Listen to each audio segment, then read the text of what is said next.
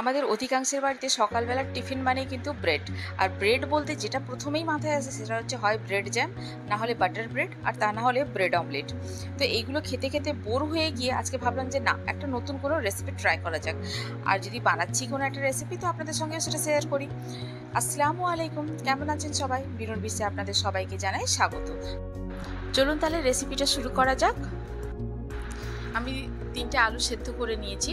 সেদ্ধ করে এগুলোর এবারে খোসা ছাড়িয়ে নিচ্ছি। এই যে খোসা ছাড়ানো হয়ে গেছে আমার আলুর। এবারে এটাকে ছোট ছোট রাফলি পিস করে দেবো। রাফলি পিস করবেন, কোনো সাইজ করে বা ডাইস করে পিস করার কোনো দরকার নেই। রাফলি এরকম শুধু ছোট ছোট করে কেটে নিলেই হবে। নিয়ে নিয়েছি 2টো সেদ্ধ করা ডিম। হার্ড বয়েল এগ হবে কিন্তু এটা হাফ বয়েলড হবে না। দিয়ে এটাকেও ছোট ছোট করে কেটে নিলাম। এবারে নিয়ে নিচ্ছি ছোট ছোট কুচো করে কাটা গাজর, 2টো পেঁয়াজ, ক্যাপসিকাম কুচি আর কাঁচা লঙ্কা কুচি। এবার একটা কড়াই চাপিয়ে দেবো। কড়াইটা ভালো মতো গরম হয়ে গেলে দিয়ে দেবো এতে সাদা তেল। আপনারা চাইলে বাটারেও করতে পারেন।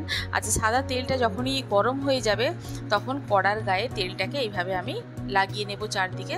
তাতে কি হয়, কম তেলেও কিন্তু আপনারা খুব ভালোভাবে ভাজা করতে পারবেন, কড়ার গায়ে আর আটকে যাবে না। এই রকমই ছোটো ছোটো টিপস অ্যান্ড ট্রিক্স জানার জন্য কিন্তু বিনুর বিশ্ব চ্যানেলটিকে আপনাকে সাবস্ক্রাইব করতে হবে। দিয়ে দেবো এতে জিরে ফোড়ন, গোটা জিরে দিলাম আমি এতে। দিয়ে এবারে জিরেটা কিছুক্ষণ হয়ে যাবে, তারপরে দেবো এতে আমি 5 সিডস যেটা হয়, এটা কিনতে পাওয়া যায়, এরকম বটলে বিক্রি হয়। এটা 3-4 রকমের সিডস আছে এতে, সেটাই দিয়ে দিলাম। দিয়ে ওটাকে একটু ভাজা ভাজা মতো হয়ে গেলে দিয়ে দেবো একে কুচনো গাজর। গাজরটা সামান্য ভাজা ভাজা করে নেবো, খুব বেশি সেদ্ধ করার দরকার নেই। গাজর সেদ্ধ হতে খুব বেশি সময় লাগেও না। একটু হালকা নাড়াচাড়া করে নেব। দিয়ে দেবো এতে প্রয়োজন মতো লবণ। গাজরটাকে মিনিট 2 মতো নাড়াচাড়া করে নিয়ে এবারে দিয়ে দেবো এতে সেদ্ধ করে রাখা আলু। আলুটাকে দিয়ে এইভাবে খুন্তি দিয়ে কিন্তু ভালো করে ভেঙে দিতে হবে। আধ ভাঙা মতো হবে, একেবারে ম্যাশ হবে না, আধ ভাঙা মতো হবে আলুটা। এবারে দিয়ে দেবো লবণ। আচ্ছা, আমি যখন গাজরে লবণ দিয়েছিলাম তখন কিন্তু গাজরে যতটুকু লবণ লাগবে সেটাই দিয়েছিলাম। এবারে আলুর মতো করে লবণ দিয়ে দেবো গুঁড়ো হলুদ আর গুঁড়ো লঙ্কা দিয়ে ভালো করে কষিয়ে নেব আলুটাকে। দিয়ে এরকমভাবে ভাঙতে থাকবো আলুটা, যাতে মাখা মাখা মতো হয়ে যায়। আলুটা ভালো করে মাখা মাখা মতো হয়ে গেলে এবারে বাকি যেগুলো কুচিয়ে রেখেছিলাম, ডিম, কাঁচা লঙ্কা, ক্যাপসিকাম, পেঁয়াজ কুচি, সবগুলো দিয়ে দেবো এতে। দিয়ে ভালো করে নাড়াচাড়া করে নেবো, মাখিয়ে নেবো আলুটার সঙ্গে ভালো করে। আচ্ছা, এবারে আলুটা খুব শুকনো শুকনো হয়ে গেছে, তাই এতে দিয়ে দেবো একটু জল। জলটা দিলে কি হবে, এতে একটা ময়েশ্চার থাকবে, আলুটা খুব শুকনো হবে না মশলাটা। কেননা আলুটাকে আমি সেদ্ধ করার সময় কিন্তু মাইক্রো ওভেনে সেদ্ধ করেছিলাম, তাই আলুর মধ্যে কিন্তু এক্সট্রা কোনো জল নেই। আপনারা যদি কুকারে বা হাঁড়িতে সেদ্ধ করেন সেক্ষেত্রে মনে হচ্ছে জল দিতে লাগবে না, না দিলেও চলবে। এবারে দিয়ে দিলাম এখানে আর একটু নুন, গোলমরিচ প্রয়োজন মতো, আর দিয়ে দেবো এতে দিয়ে দেবো কিছু গুঁড়ো মশলা, তবে এগুলো কিন্তু অপশনাল। দিয়ে দেবো পেরি পেরি মিক্স একটু, এগুলো না দিলেও কোনো অসুবিধে নেই, আপনারা গোলমরিচ গুঁড়ো দিলেই চলবে। দিয়ে দেবো একটু চাট মশলা গুঁড়ো, দিয়ে ভালো করে নাড়াচাড়া করে নেবো এটাকে। দিয়ে গ্যাসটাকে বন্ধ করে দেবো। হয়ে গেছে আমার পুরটা একদম রেডি। দিয়ে দেবো এতে একটা টুকরো লেবুর রস। আচ্ছা, লেবুর রসটা যখনই দেবেন কিন্তু লেবুর খোসাটাকে ফেলবেন না। এরকমভাবে ওই মশলাটার ওপরে দিয়ে ঢাকনা চাপা দিয়ে দেবো। তাতে কি হবে, লেবুর যে সেন্টটা, যে ফ্লেভারটা থাকে সেটা কিন্তু যে মশলাটা পুরোপুরি অ্যাবজর্ব করে নেবে। এরকমভাবে কিন্তু আপনারা যে কোনো কিছুতে লেবু যখনই দেবেন তার খোসাটা কিন্তু ফেলবেন না।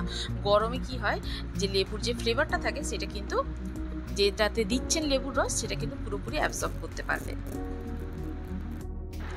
এবারে নিয়ে নেব একটা প্লেটের মধ্যে মশলাগুলো সব ঢেলে দিয়ে ঠান্ডা হতে দেবো। এটা কিন্তু পুরোপুরি ঠান্ডা হতে হবে মশলাটা, তাই প্লেটে ভালো করে ছড়িয়ে দেবো এটাকে। দিয়ে 10 থেকে 15 মিনিট হলেই কিন্তু এটা ঠান্ডা হয়ে যাবে একদম। আচ্ছা, আমি এইরকম ব্রেডটা নিচ্ছি, আপনারা যদি চান আপনারা নর্মাল স্লাইস ব্রেড যেটা হয় সেটাও নিতে পারেন। এবারে ব্রেডগুলোতে এইভাবে দেখুন চিড়ে দেবো মাঝখানটায়, যাতে একটা পকেটের মতো তৈরি হয়ে যায়। এইভাবে চিড়ে দিতে হবে। দিয়ে এবারে এতে সামান্য বাটার লাগিয়ে দেবো। কেউ যদি বাটার না লাগাতে চান না লাগাতে পারেন, এমনিও হতে পারে, এতে বাটার লাগানোর দরকার নেই। এবারে আচ্ছা, মশলাটাতে আমি দিয়ে দেবো এতে টমেটো কেচাপ। দিয়ে এরকমভাবে ছক কেটে কেটে রেখে দেবো, যাতে টমেটোটা সসটা সব জায়গায় যায়, মশলা সব জায়গায় যাতে লেগে যায়।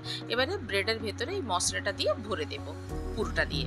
এই যে দেখুন, এইভাবে ব্রেডটাকে আমি মাঝখান থেকে কেটে নেব। কেটে নিয়ে একটা পকেট মতো তৈরি করে দেবো। দিয়ে এতে বাটার দিয়ে দেবো। দিয়ে এবারে আলুর যে পুরটা তৈরি করেছিলাম মশলাটা, সেটা ভালো করে এতে ভরে দেবো। এই যে সব ব্রেডগুলোতে আমি মশলা ভরে দিয়েছি। এবার একটা তাওয়া গরম করে নেব, নিয়ে তাওয়াতে অল্প করে বাটার দিয়ে বাটার ব্রাশ করে নেব, নিয়ে ব্রেডগুলোকে এক এক করে বাটারের ওপরে দিয়ে দেব, দিয়ে 2 পিঠ লাল লাল করে সেকে নিলেই রেডি। এটা কিন্তু গরম গরম খেতে ভীষণ ভালো লাগে। আপনারাও বাড়িতে ট্রাই করুন, করে জানান আমাকে কেমন লাগলো। যদি ভালো লেগে থাকে তাহলে বন্ধুদের সঙ্গে শেয়ার করুন, আর যদি কোনো নতুন বন্ধু থেকে থাকেন তাহলে আমার চ্যানেলটি সাবস্ক্রাইব করে পাশে থাকার অনুরোধ রইল। আজ তাহলে এই পর্যন্তই, আবার দেখা হবে। ভালো থাকুন, সবাইকে ভালো রাখুন। আল্লাহ হাফিজ।